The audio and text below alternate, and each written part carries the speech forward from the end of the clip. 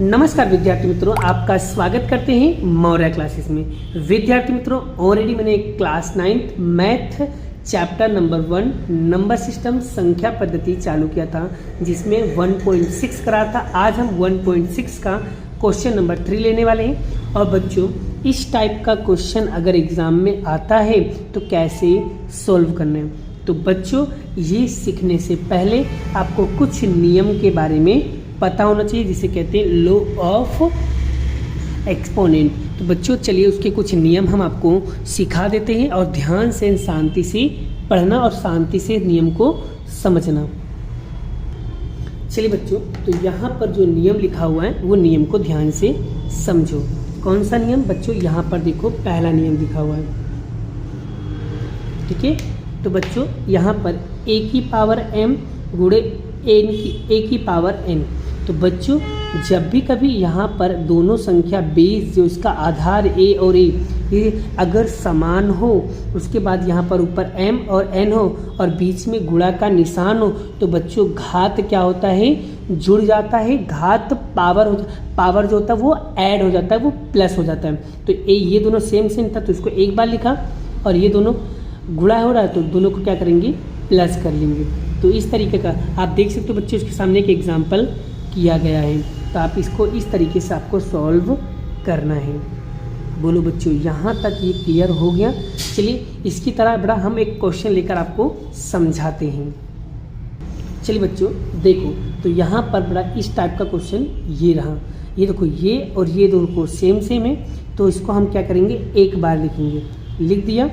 उसके बाद बच्चों ये m है, ये n है, ये दोनों के बीच में क्या आ रहा है? गुणा आ रहा है। तो दोनों को क्या करेंगे? हम प्लस करेंगे। चलिए 2 की पावर 3 प्लस 1/5 लिखते हैं बच्चों। और बच्चों जब भी कभी फ्रैक्शन में कोई नंबर आ जाए, बटे वाला कोई संख्या आ जाए और उसके अंदर बीच में प्लस हो जाए, तो इसको कैसे सोल्व करोगे उसे हम आपको समझाने की कोशिश कर रहे हैं बच्चों। जब भी कभी यहाँ पर बटे वाली संख्या और बीच में प्लस हो, तब क्या करोगे? चौकड़ी गुणा करोगे। और चौकड़ी गुणा सभी लोगों को आता है, क्रॉस मल्टीप्लाई। कैसे बच्चों? हम क्या करेंगे? यहाँ पर ध्यान से और शांति से समझोगे बच्चों, तो आपको पूरा कॉन्सेप्ट क्लियर हो जाएगा। हम पहले क्या करेंगे? 5 का 2 के साथ मल्टीप्लाई करेंगे। 5 2 जा 10 होगा, तो यहाँ लिखेंगे हम 10।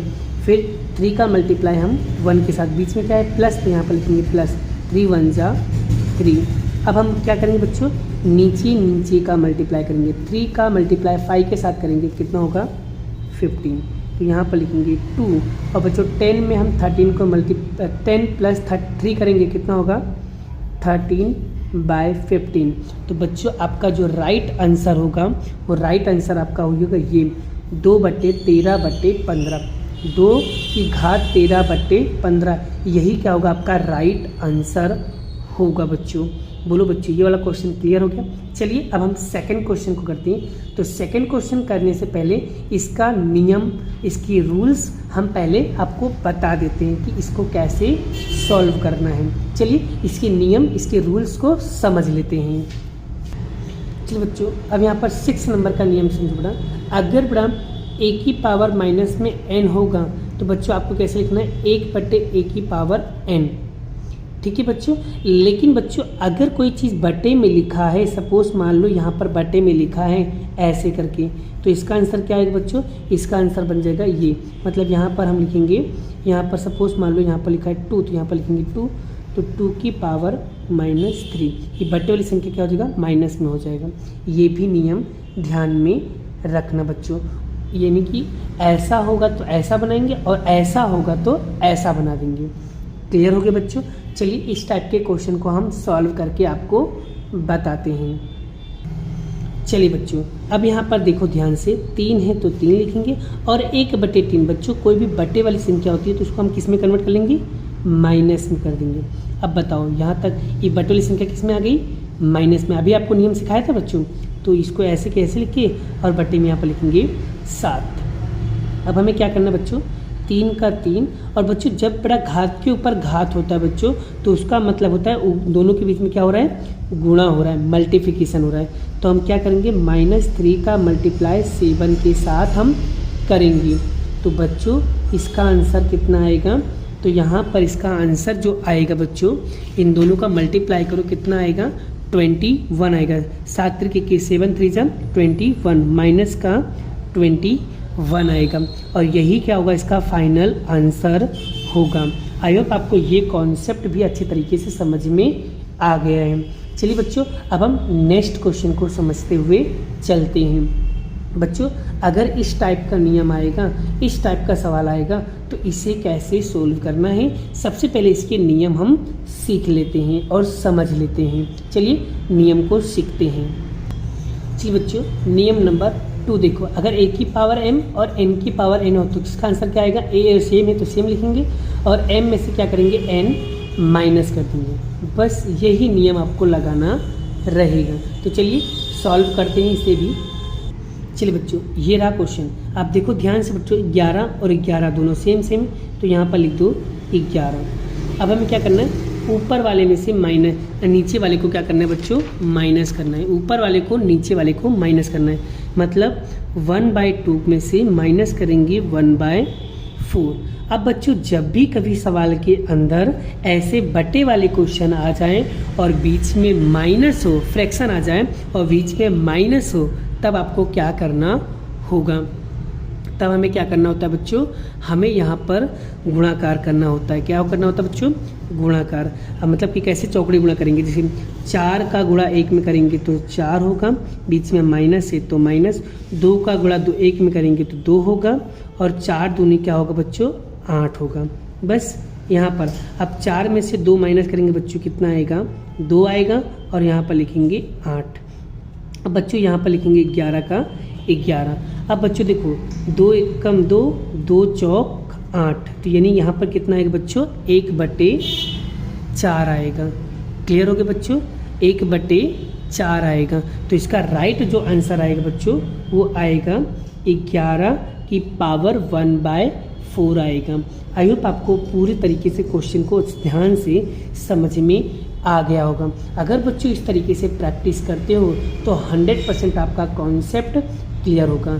चलिए लास्ट एंड फाइनल क्वेश्चन को सॉल्व करते हैं। चलिए बच्चों, इस नियम को भी मैं आपको सिखा देता हूँ और ध्यान से समझने की कोशिश करना बच्चों। ये नियम में क्या कह रहा है बच्चों, अगर ये नियम में यहाँ पर देखो, अब ध्यान से बच्चों, यहाँ पर ये वाली संख्या और ये वाली संख्या दोनों कैसा है, अलग अलग आ जाए। तो जब दोनों अलग अलग आ जाए और बीच में गुणा का निशान हो तो हम क्या करेंगे, पहले 7 × 8 करेंगे। और आगे देखो बच्चों, यहाँ पर अगर ध्यान से देखो तो इसकी जो पावर, इसकी जो घात है वो दोनों सेम दिख रहा है। जब दोनों सेम है तो इसको हम एक बार लिखेंगे। बोलो यहाँ तक क्लियर हो गया। उसके बाद आपको क्या करना बच्चों, इन दोनों का गुणा करो, 8 × 7 = 56, 8 से 1 जा तो कितना हो जाएगा 56 और इसका पावर कितना हो जाएगा बच्चों, 1/2। यही क्या होगा, इसका राइट आंसर होगा। आई होप बच्चों आपको ये क्वेश्चन भी अच्छे तरीके से क्लियर हो गया है। और बच्चों अगर आपको सारे क्वेश्चन अच्छे तरीके से समझ में आ गया है तो वीडियो को लाइक करना है, शेयर करना है, चैनल पे पहली बार तो चैनल को सब्सक्राइब करना है। ठीक है बच्चों, क्योंकि मैं आपके लिए ऐसे अच्छे कंटेंट लाते रहूँगा और आप लोग ऐसे सीखते रहो। माँ बाप का नाम रोशन करो, अपने गुरुजनों का रिस्पेक्ट करो बच्चों। ठीक है, मिलते हैं नेक्स्ट क्वेश्चन के साथ, नेक्स्ट इम्पोर्टेंट क्वेश्चन के साथ में मिलेंगे। तो अभी के लिए बाय बाय। जय श्री कृष्ण, राधे कृष्ण की जय, जय माता दी दोस्तों। और उससे पहले बच्चों मैंने यहाँ पर होमवर्क देना भूल गया। सबसे पहले आपको होमवर्क में क्या करना है उसे देख लो। होमवर्क तो लिख लो पहले। आपको बच्चों ये क्वेश्चन नंबर 3 आपको कितने क्वेश्चन करना, 1 2 3 4 4 क्वेश्चन आपको खुद से करना है। और इसका आंसर कहाँ मिलेगा बच्चों, इसका आंसर देख लो। इसका आंसर बेटा आपको यहाँ पर मिलेगा क्वेश्चन नंबर 3। ये 4 क्वेश्चन का आंसर यहाँ पर दिया हुआ है। आप इस 4 क्वेश्चन को अच्छी तरीके से सॉल्व कर लेना। ठीक है, तो यहाँ पर इसका क्वेश्चन है और इसका आंसर यहाँ पर दिया हुआ है। तो आई होप आप लोग ये वाला क्वेश्चन अच्छी तरीके से सॉल्व करोगे। ठीक है, मिलेंगे नेक्स्ट लेक्चर में। ठीक है, चलिए बाय।